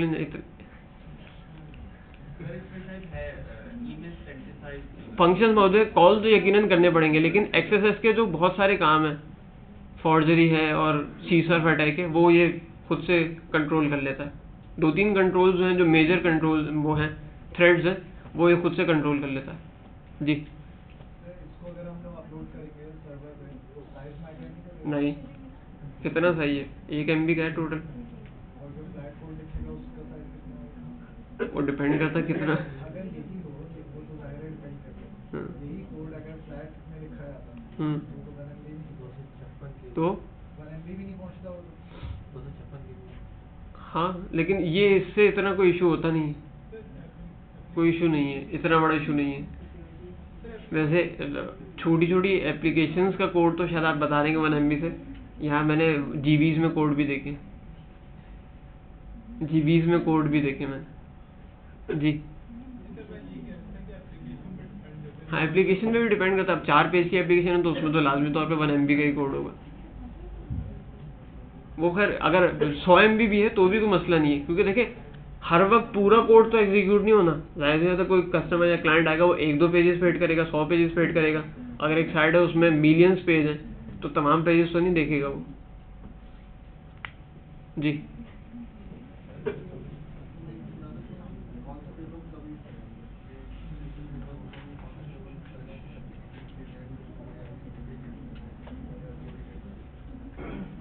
अच्छा, एक सवाल ये है, अच्छा इससे पहले आपकी बात का मैं दोबारा जवाब दूं, ये कि हमारे पास कुछ एप्लीकेशन अब 2012 में आ चुके, बहुत सारे जो थर्ड पार्टी टूल्स हैं, मैं एप्लीकेशन नहीं कह रहा, टूल्स कह रहा हूँ। For example OS commerce, Joomla, WordPress, Magento है और इस तरह के ड्रूपल है, या ओपन सोर्स इस तरह के जितने भी कार्ड सिस्टम्स ले लें, zen कार्ड है, या ये जो चीज़ें जितने भी ये टूल्स हैं, और CMS के टूल्स जिसमें वर्डप्रेस, जूमला, ड्रूपल, टाइपो और इस तरह के जितने और टूल्स हैं, चंद एक के अलावा तमाम के तमाम MVC के ऊपर शिफ्ट हो चुके हैं। ठीक है, जूमला भी MVC है, वर्डप्रेस भी MVC है, मजेंटो भी MVC है, ड्रूपल भी MVC है, OS कॉमर्स फ्लैट कोड है और इंतहाई अजीब, हाँ, फ्लैट कोड भी बहुत ही कचरा किस्म का लिखा हुआ है। इसके अलावा ड्रूपल भी आपका MVC है। तो ये तमाम जो है, अब ये इतनी बड़ी एप्लीकेशन, मजेंटो पहले फ्लैट पे था, आज से 5-6 साल पहले मजेंटो फ्लैट कोड पे था, लेकिन अब जो है वो totally object oriented MVC model के ऊपर है। रीज़न क्या है, लोग क्यों शिफ्ट हुए, क्यों उन्होंने अपना मोड चेंज किया है फ्लैट से इस पे? सिक्योरिटी में और बहुत सारे बेनिफिट्स मिलते हैं। आप MVC के ऊपर सिर्फ सिक्योरिटी नहीं मिलता, बहुत सारे आपको एज मिलते हैं और उससे आपकी एप्लीकेशन और फर्दर जो इन्हांसमेंट्स है वो बहुत ईजी हो जाती है, आसानी हो जाती है। अच्छा, हम जो नेक्स्ट है हमारे पास वो फॉर्म, हम इसके अंदर फॉर्म और फॉर्म हेल्पर क्लास और फिर उस फॉर्म को इस कोऑर्डिनेटर के अंदर रहते हुए किस तरह से वैलिडेट करेंगे, इसको हम ट्यूसडे को देखेंगे। आज नहीं देख रहे क्योंकि ये मुझे नहीं लगता कि जो मैंने आज बताया यही हजम होगा। तो हाँ, बिल्कुल सही लगता है मुझे। अटेंडेंस मेरे पास है, अभी आप लोग सब लोग बैठे हैं, कोई अपनी जगह से जाए नहीं। दूसरी बात ये कि प्रोजेक्ट लिस्ट मैं अपलोड हो चुकी थी और मेरे पास सिर्फ 6 या 7 ईमेल्स आई हैं कि हम लोग ये लोग हैं, इतने लोग हैं और हम लोग इस पे काम करेंगे। ठीक है, मुझे एतराज़ नहीं है, मेरे लिए 6-7 भी बहुत हैं, लेकिन जो लोग चाहते हैं कुछ करना तो वो आपके पास अभी भी तकरीबन 2 वीक्स और हैं। मैं आपके साथ यहाँ मज़ीद 2 वीक्स तक हूँ, तो उसके बाद फिर अगेन मैं आपसे वही कहूँगा, वो वाली एसोसिएशन नहीं रहेगी जो अभी है। बाद में फिर वर्चुअल एसोसिएशन होगी, जो कि उसमें फिर आपको खुद सफ़र करने का, अगर लोग बाद में काम करते हैं फिर प्रॉब्लम्स आती हैं, तो मैं आपको उस टाइम पे नहीं मिलूँगा। दूसरी बात, तीसरी बात ये कि आपकी क्लास जो है वो 17 को लास्ट है, 17 जनवरी जो है वो आपकी लास्ट, और हो सकता है 15 हो, आइदर 15 या 17 आपकी लास्ट होगी। उसके बाद सैटरडे संडे को मैं यहाँ यूनिवर्सिटी में, संडे को इसी टाइम पे जो आपकी ये क्लास टाइमिंग है, और सैटरडे को मगरिब के बाद रात इशा तक, मतलब तकरीबन 8:30 पौने 9 बजे तक यहाँ यूनिवर्सिटी में होऊंगा।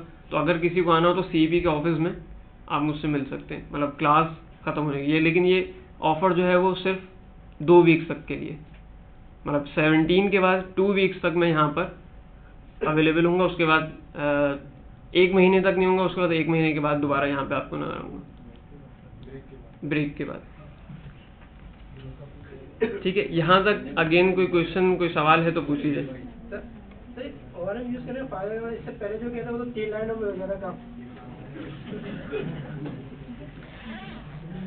.NET अपने यूजर्स को या डेवलपर्स को ये नहीं कहता कि आप क्यूरी लिखें, वो भी ORM ही देता है। तो उसमें तो कंट्रोल ही है ना क्यूरी में, इसमें काम करें, इसमें भी कंट्रोल है। एक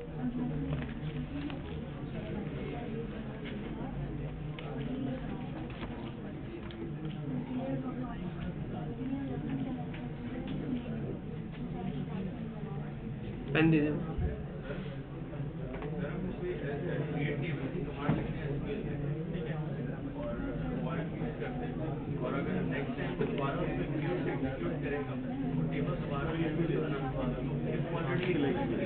आज की 1 मिनट ज़रा खामोश हो जाए।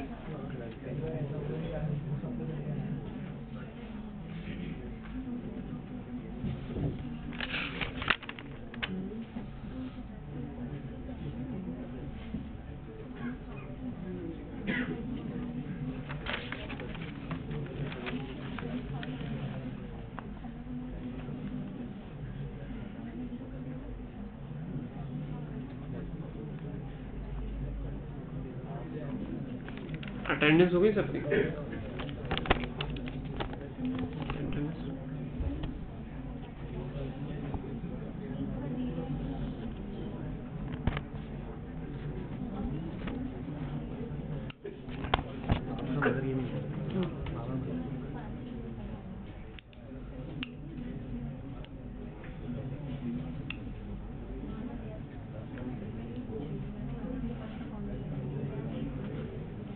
अच्छा, प्रोजेक्ट के हवाले से आपके पास ऑप्शन ये है, जो लोगों ने मुझे ईमेल की थी और जो लोग प्रोजेक्ट स्टार्ट कर चुके हैं, 2-3 लोगों ने मुझे कुछ काम करके भी दिखा दिया था, शायद पता नहीं, मुझे नाम तो ज़हन में नहीं।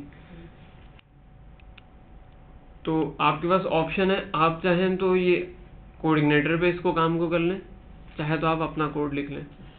मतलब कोई यहाँ पर आपके पास कोई रिस्ट्रिक्शन नहीं है कि आप लाजमी तौर पे उसको इस कोऑर्डिनेटर एमवीसी पे करें, लेकिन मेरी आपको एक सजेशन ये होगी कि आप इसको एमवीसी पे करें, ताकि आप इन चीज़ों को और जो मार्केट के अंदर जो चीज़ें चल रही हैं, क्योंकि इस वक्त अगर पाकिस्तान की और स्पेशली कराची के अंदर देखें तो 2 फ्रेमवर्क सबसे ज़्यादा यूज़ होते हैं नॉर्मली सॉफ्टवेयर हाउसेस के अंदर, ये कोऑर्डिनेटर और जेंट। इसके अलावा लोग करने वाले सिम्फनी भी यूज़ करते हैं, ये भी यूज़ करते हैं, लेकिन ज़्यादातर आपको सॉफ्टवेयर हाउसेस में जो फ्रेमवर्क मिलेगा वो ये कोऑर्डिनेटर या जेंट मिलेगा। जेंट भी कम मिलेगा, कोऑर्डिनेटर सबसे ज़्यादा मिलेगा आपको। सर आपने डायरेक्ट जेंट और कोऑर्डिनेटर पे ये अगर मैं शुरू में बताता तो मुझे कोई एतराज़ नहीं था, मैं पहले दिन से शुरू करा सकता था, नेक्स्ट सेशन में करा दूंगा। करवा नहीं सकते, ठीक है। अच्छा, आखिरी बात ये कि आज लैब नहीं होगी और आप लोग घर जा सकते हैं।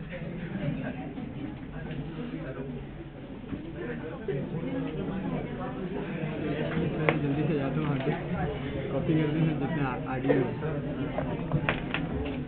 और वीडियो वही वीडियो सर प्रीवियस की भी